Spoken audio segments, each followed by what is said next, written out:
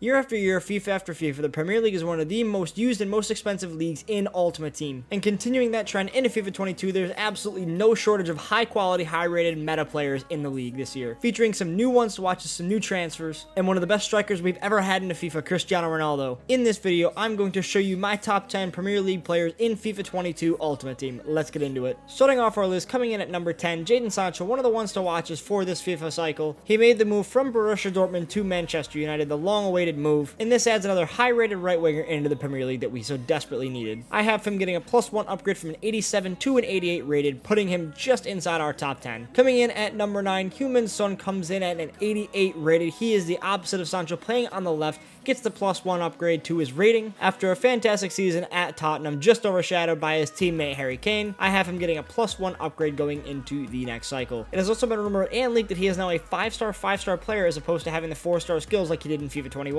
This will without a doubt be the best winger in the Premier League this FIFA. Coming in at number 8, Sadio Mane gets a -2 downgrade. He was a 90 rated card in FIFA 21. I have him going down to an 88 rated this FIFA. He had a poor season. He really struggled in that Liverpool team, as with everyone in that Liverpool team. He's an extremely meta card, had a great season prior, but unfortunately didn't carry it over into this past season. Scoring 11 goals and getting 7 assists just isn't quite enough to keep you in the 90 rated club. Coming in at number 7 on our list, the world's best defensive midfielder, Kante, had a fantastic season throughout the entire year and was a fantastic player in the Champions League final, arguably being the most important player for Chelsea in that UCL final. He will be a card that we will more than likely be seeing in the Team of the Year, so going to be one of the most annoying and ridiculous cards if you do manage to pack him, and I am dreading having to play against that man in the midfield. Coming in at number 60, same rating as Kante, Bruno Fernandes had an unbelievable season, was his best midfielder in the Premier League this past year, and I think deserves higher than an 89, but realistically EA will not give him a higher than an 89. In 37 appearances, managed 18 goals and 12 assists, a ridiculous output for a second-year player in the Premier League. And before we get into the rest of the top 5, if you have not already, make sure you subscribe to the channel, smash the like button on the video. It really helps out the channel. And also, let me know in the comment section down below, what do you think for the 6 through 10 spots? Do you think I've got it right, or do you disagree? Like I said, guys, let me know in the comment section down below. Coming in at number 5, Alisson keeps his 90 rated card. He had a good season by his own standards, but nothing too great.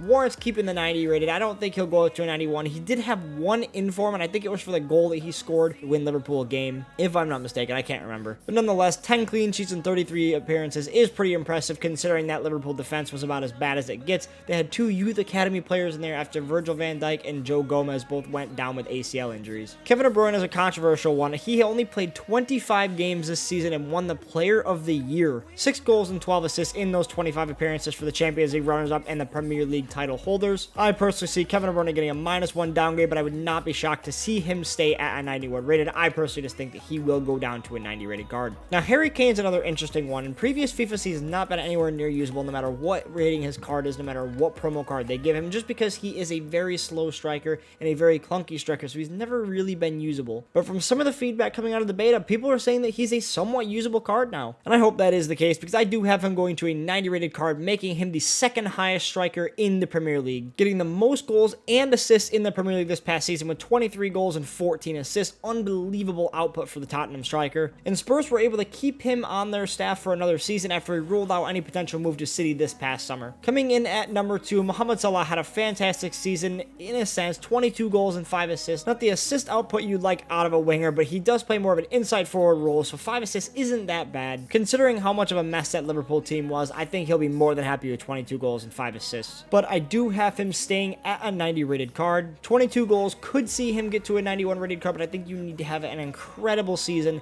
by anyone's standards to get to that 91 rating. And last but not least, the greatest of all time, Cristiano Ronaldo makes his long-awaited return to Manchester United, coming over from Juventus in a bargain of the summer move. He was Serie A's leading goal scorer this past season with 29 goals. Had he not been 36 years old, I think this would definitely warrant an upgrade, but unfortunately he is 36 years old, turning 37, so I think this warrant does keeping him the same rating. I think he may get a slight decrease to his pace, but a slight boost to his shooting. But regardless, will still be the best striker in the Premier League by an absolute mile. Right, guys, this is just a recap of basically the 2 previous videos that we did, the Premier League midfielders and attackers. I will leave those both in the top right corner. You can click on that little eye, go over and watch both those videos. And if you are new to the channel, make sure you smash the subscribe button and like on the video, and let me know in the comment section down below, what do you think about my 1 through 10 rating? Do you think I was right, or do you think I was wrong? Do you agree, disagree? Let me know in the comment section down below, guys. And as always, I thank you all so much for watching, and we'll see you in the next one. Peace, fellas.